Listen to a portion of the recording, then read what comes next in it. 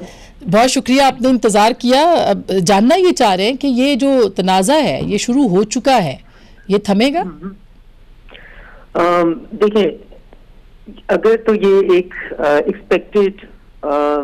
होता, एक rational behaviour होता,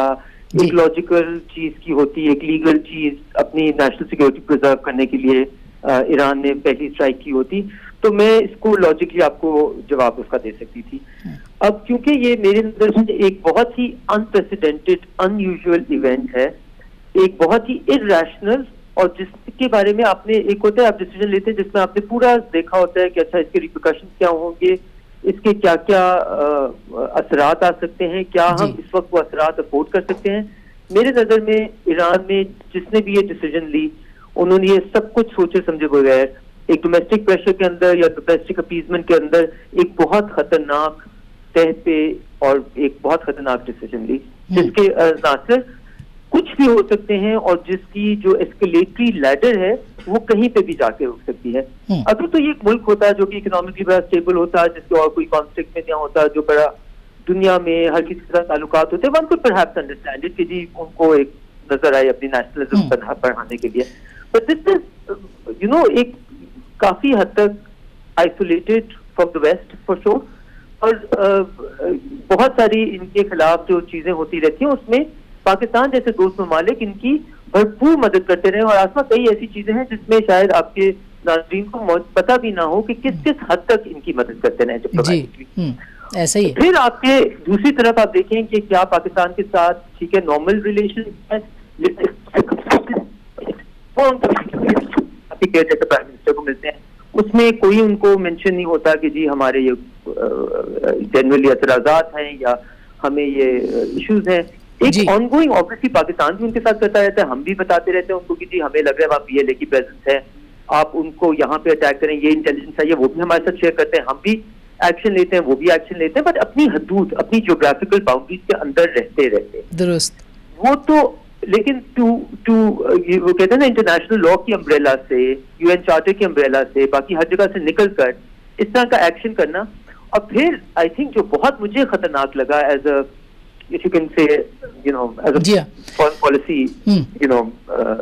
practitioner, कि उनके वजीर खारजा ने जब इसको दावोस में एक्सप्लेन किया तो उन्होंने ऐसे एक्सप्लेन किया कि नहीं जी वो तो हमारे बड़े अच्छे ताल्लुकात हैं, हमारे बरादर मुल्क है, लेकिन हमने अपनी नेशनल सिक्योरिटी के लिए वहां पे अटैक कर लिया, ऑलमोस्ट जैसे यह हम करते रहेंगे। तो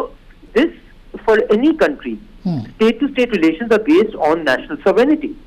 अगर आप सॉवरेनिटी एक दूसरे की रिस्पेक्ट नहीं करें तो आप बेसिकली कुछ भी रिस्पेक्ट नहीं करे और आपके किसी किस्म के ताल्लुकात आगे बढ़ना बहुत मुश्किल हो जाता है। दुरुस्त बात। तो एक बहुत, क्या आपको लगता है कि वहाँ पे भी एक कोई state with in the state वाली सूरत हाल है, क्योंकि पासदारान का अपना एक निज़ाम है और उनकी सिक्योरिटी फोर्सेस का अलग निज़ाम है, तो क्या वहाँ पे भी यही चल रहा है कि इराक पे हमला, सीरिया पे हमला, पाकिस्तान यानी मुस्लिम उम्मा पे हमला, हालांकि हम समझते हैं कि उनकी जितनी भी पॉलिटिक्स है जियो स्ट्रेटेजिक, उसके अंदर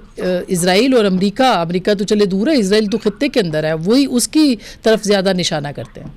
देखिए इस वक्त गाजा में जो हो रहा है उससे पूरे मुस्लिम मुल्कों को इकट्ठे खड़ा होना चाहिए। वो एक बड़ा एक यूनिकली मतलब डिस्प्रोपोर्शनली इनह्यूमेन वहां पे जो कुछ भी हो रहा है उस पे आपको एक प्लेटफॉर्म पे,